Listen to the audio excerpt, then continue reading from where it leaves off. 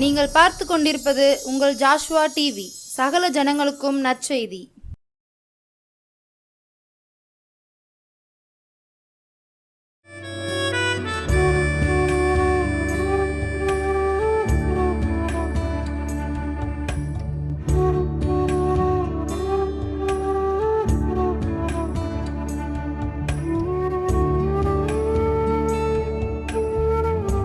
இயேசு கிறிஸ்துவின் நாமத்தினாலே ஜாஷ்வா டிவி நேயர் அனைவருக்கும் அன்பின் வணக்கத்தையும் வாழ்த்துதலையும் நான் தெரிவித்துக் கொள்கிறேன். இந்த நாளில் கூட கதை கேட்பதற்கு முன்பாக நம்ம தலைகளை தாழ்த்தி ஆண்டு சமூகத்தில் ஏசப்பா எங்களோடு பேசுங்கன்னு சொல்லி நம்ம கேட்போம். அன்பின் பரலோக பிதாவே, இந்த அருமையான நேரத்துக்காக நன்றி செலுத்துகிற ஆண்டவரே.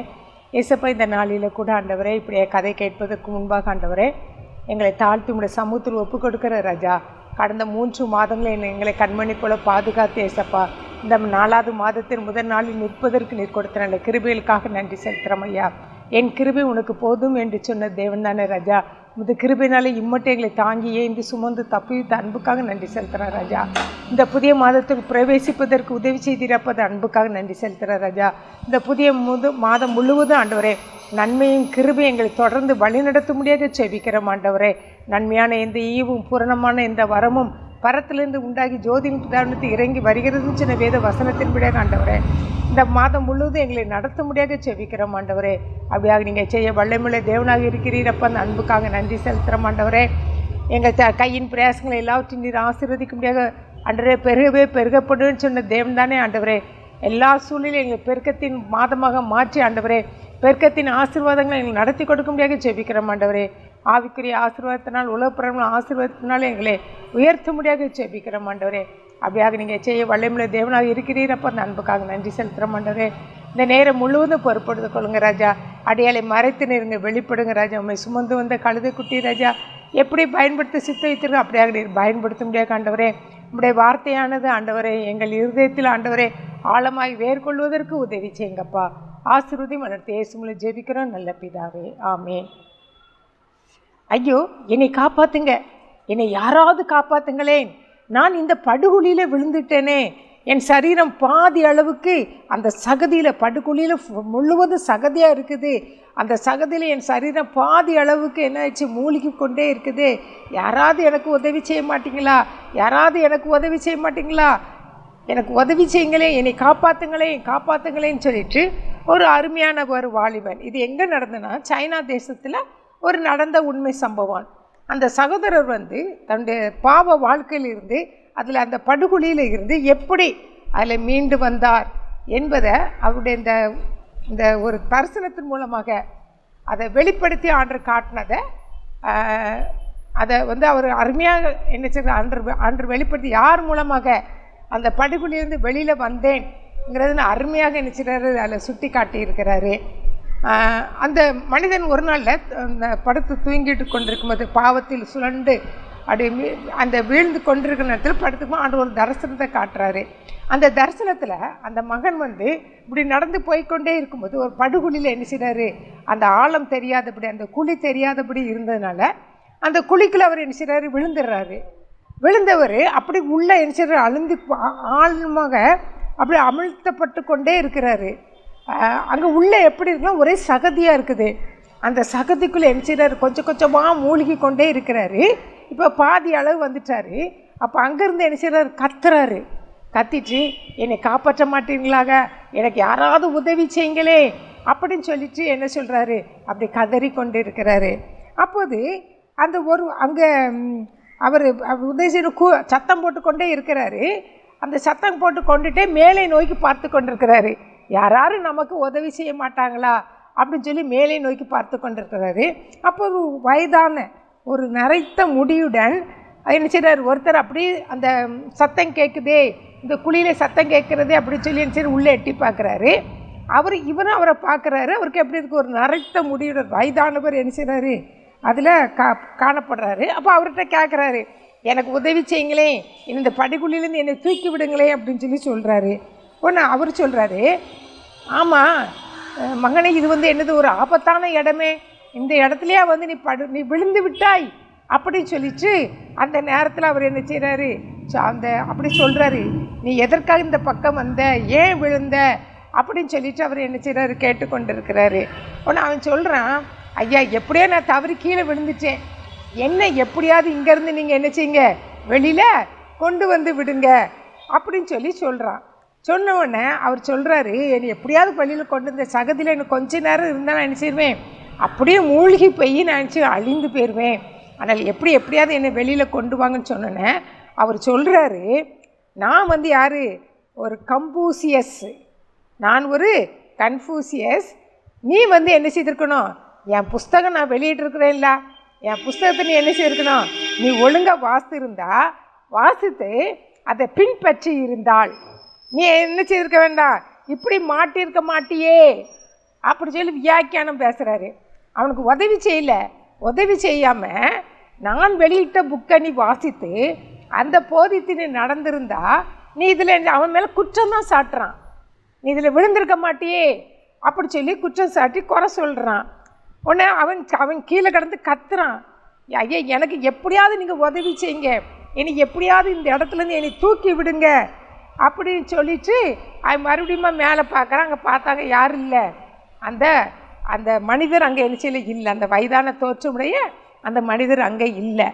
உன்னை இவன் ஏமாற்றத்தோட, ஐயோ ஒரு மனிதன் வந்தாரே, அவர் என்னை காப்பாற்றலையே, ஏதோ கன்ஃபியூசியஸ்ன்னு சொல்லிட்டு என்னை புக்கை நீ வாசிக்கலையேன்னு சொல்லிட்டு அப்படி சொல்லி கடந்து போய்விட்டாரு, நான் இனிமேல் என்ன செய்வேன் அப்படின்னு சொல்லிட்டு அவன் என்ன செய்கிறான், அவர் மறுபடியும் என்ன செய்கிறான், கத்துறான், எனக்கு உதவி செய்யுங்களே, என்னை எப்படியாவது காப்பாற்றுங்களே என்ன சொல்லி காப்பாற்றுறான்.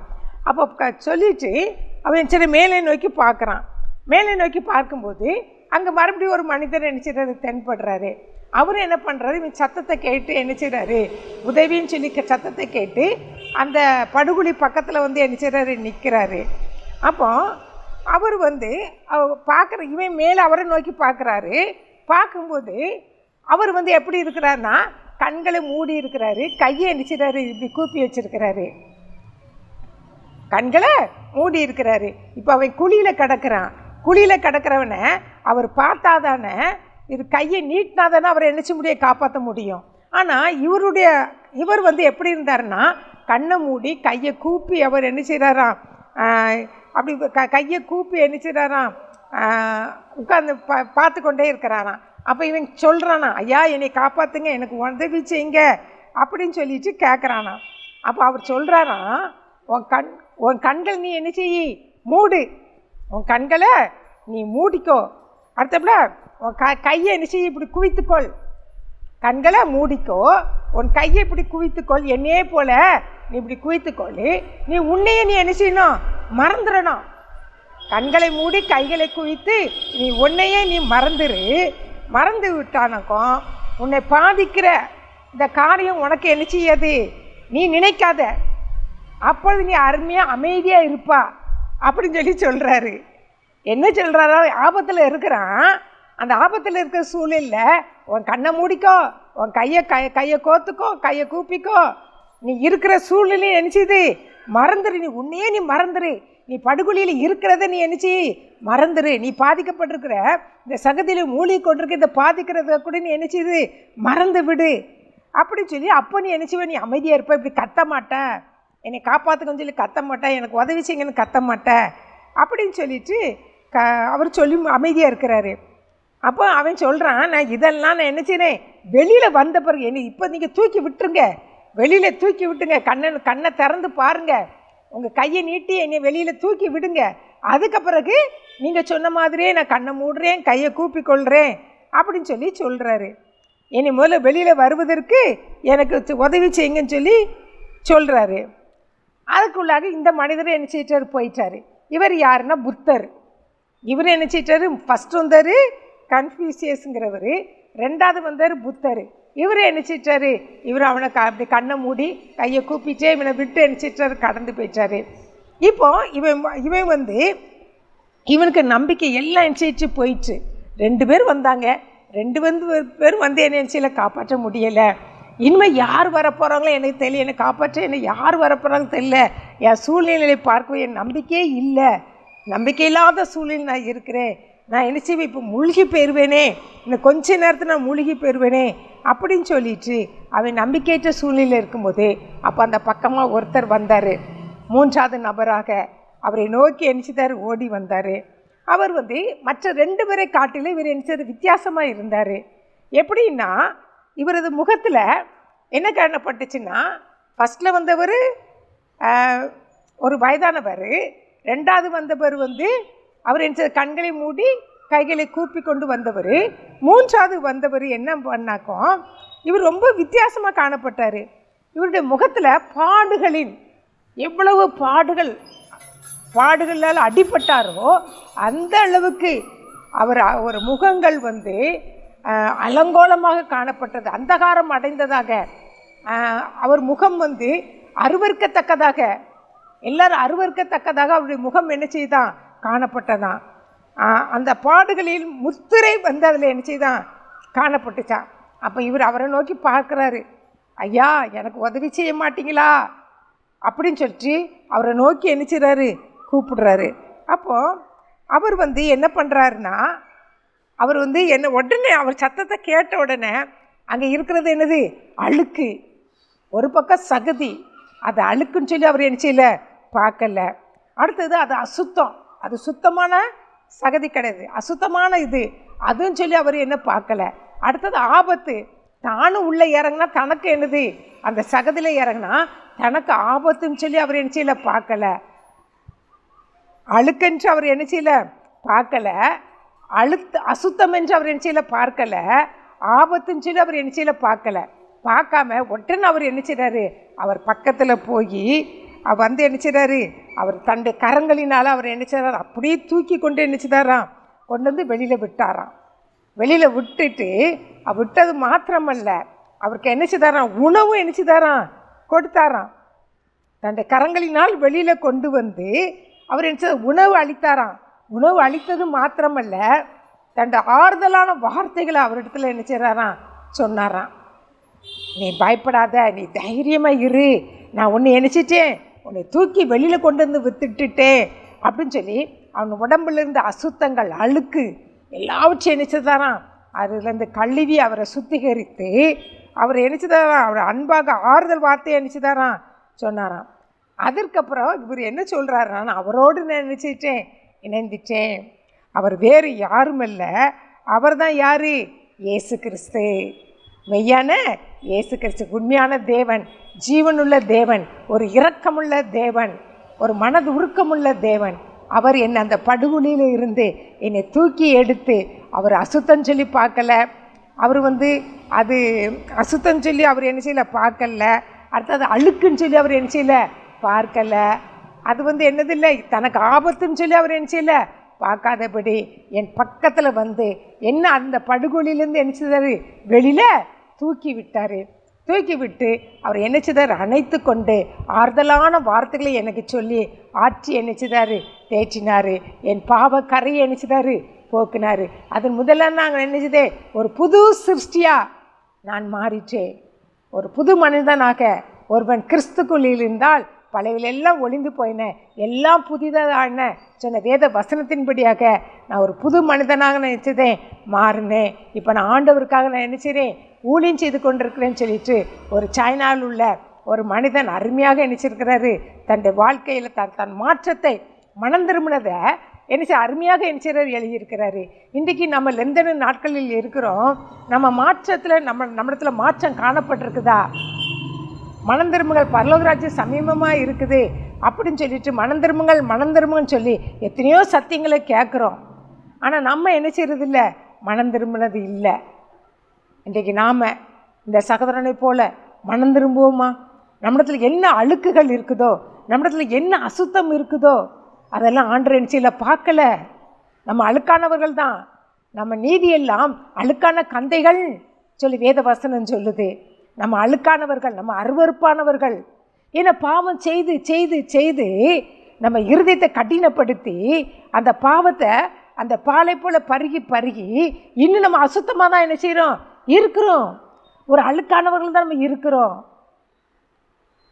ஆனால் நம்முடைய இயேசு கிறிஸ்து நமக்காக தன்னுடைய கல்வாரி சிலுவையிலே தன் ரத்தத்தையே சிந்தி விளைக்கிரேம கொடுத்து நம்மளை அழுக்கென்று அவர் என்ன செய்யல பார்க்கல, நம்மளை அசுத்தம் என்று அவர் என்ன பார்க்கலை, நம்மளை என்ன செய்கிறாரு நம்ம பக்கத்தில் வந்து நமக்கு ஆபத்துன்னு சொல்லி அவர் என்ன செய்யல பார்க்கல, நம்மளை தூக்கி எடுத்து என்ன செய்கிறாரு நிறுத்துறாரு. நம்ம பாவங்களெல்லாம் மன்னித்து என் மகனே என் மகளே நீ வா, உன்னை இருதயத்தை என்னிடத்தில் தரமாட்டாயா அப்படின்னு சொல்லிட்டு நம்மளை இருதயத்தை தான் ஆண்டவர் என்ன செய்கிறாரு கேட்குறாரு.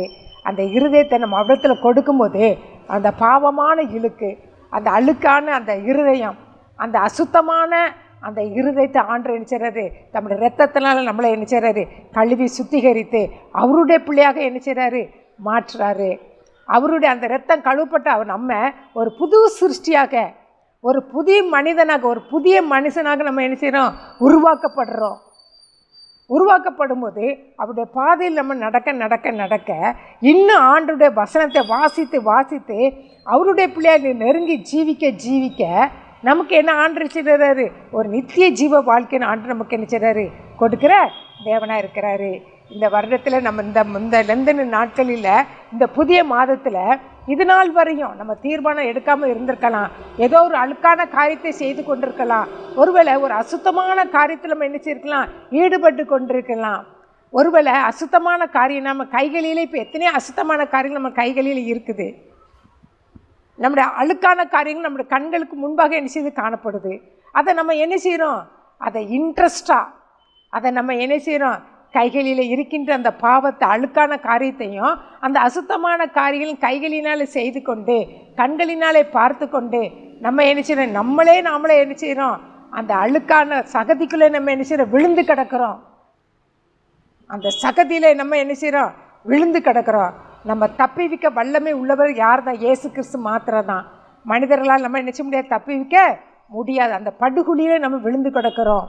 பாவங்கிற படுகொலி, டிவிங்கிற படுகொலியில், இன்னும் செல்ஃபோனுங்கிற படுகொலியில், இன்னும் நம்ம போதை வஸ்துகள் சொல்லிடுற அந்த படுகொலியில் நம்ம விழுந்து கிடக்கிறோம்.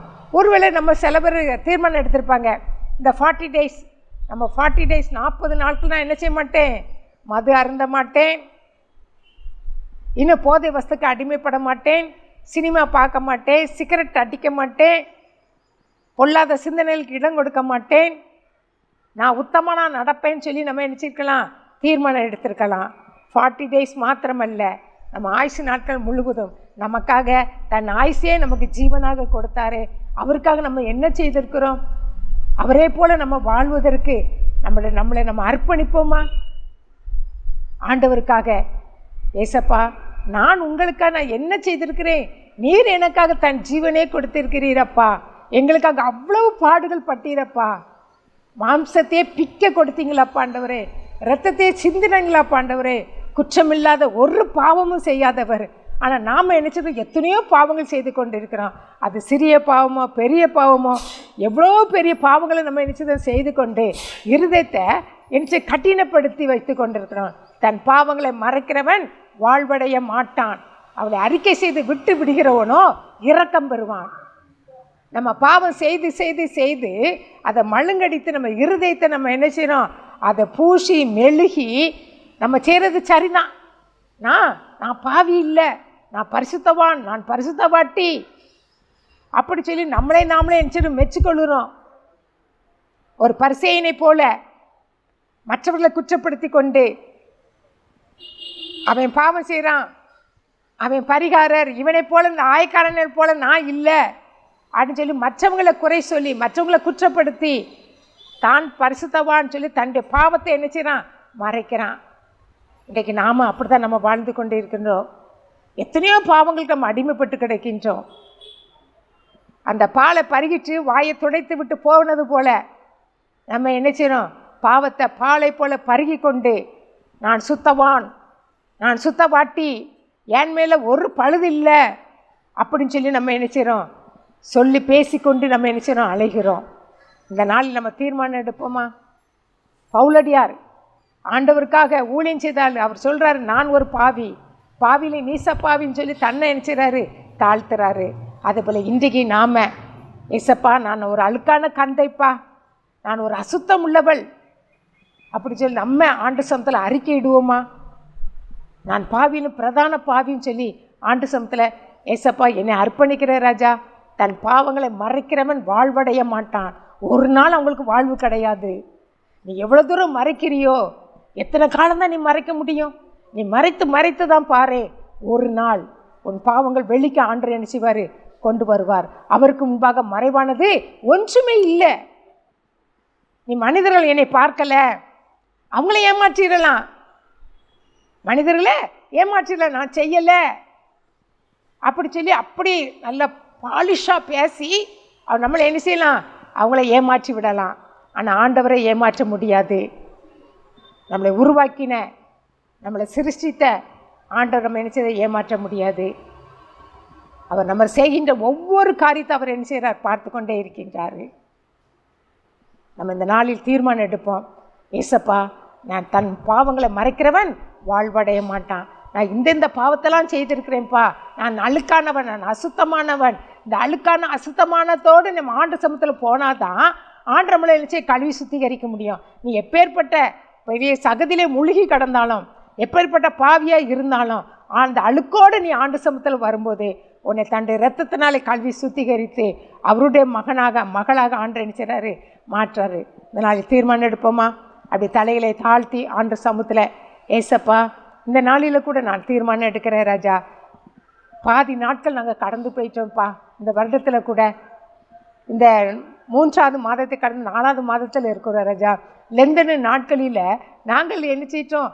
20 நாட்களுக்கு மேலே நாங்கள் கடந்து வந்துட்டோம். ஆனால் இன்னும் என்கிட்ட மாற்றம் இல்லையே, என்ற மனம் திரும்புதல் இல்லையே.